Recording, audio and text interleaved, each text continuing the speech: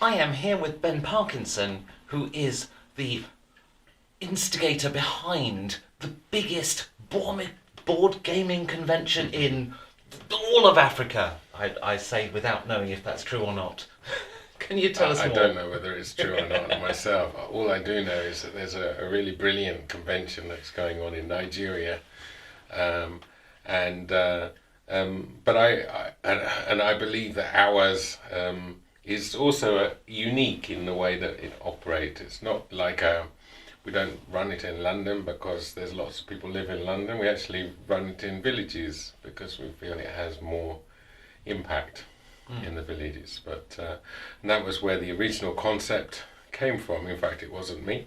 It was one of our butterfly members who we'd been training, and he said, "I think we should do something very special this holiday period. What about board games? What about board games for the children living in the village?"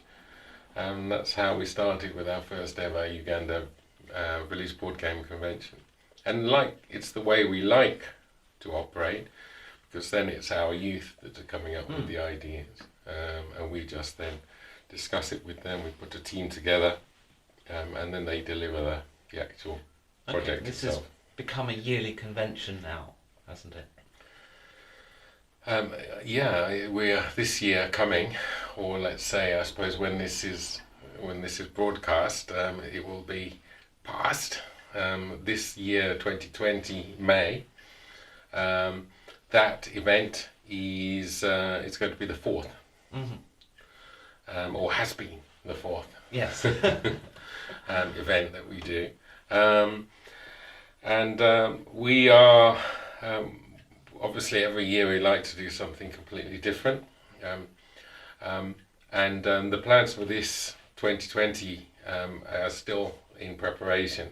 But it's it's been one of those events which has started to stimulate a huge interest in board games in these village areas, and I guess you can all imagine that outside the games that are Ugandan games, things like Onwesa that we do the championships for, there is almost no knowledge at all of the games that perhaps we grew up with, like, Monopoly and careers, etc.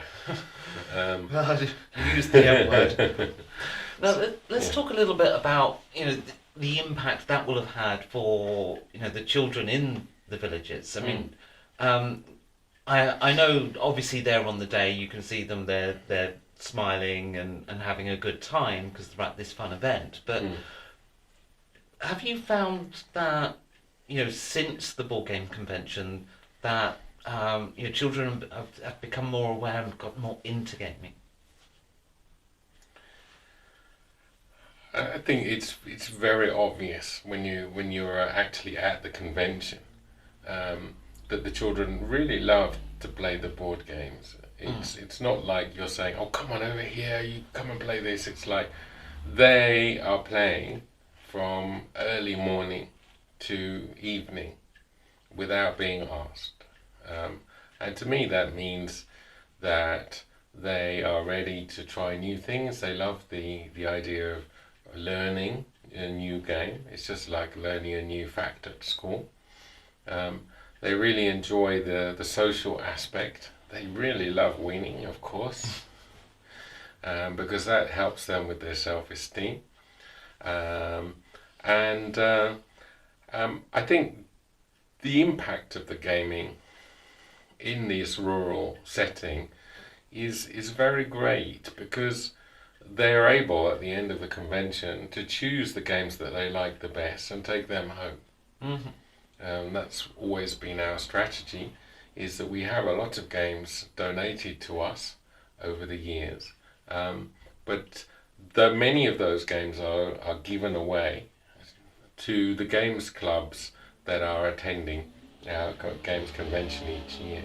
So these games clubs, did they exist before the first convention? No. No. No. In fact, the very first time, we were teaching the children for the very first time, and actually that was more of an orientation. They were kind of just getting used to the idea of these types of games. And actually, it was more challenging. But by the second, they were already up and running because we'd sent them home with games. They knew what they were all about, and they were just looking forward to it. Mm. And And so now there are board game clubs in the villages in northern Uganda, and you think that, you know, your gaming convention has maybe helped create those? Definitely. I mean, in fact, the latest group of Butterfly members, more than half of those have been recruited from the board games clubs.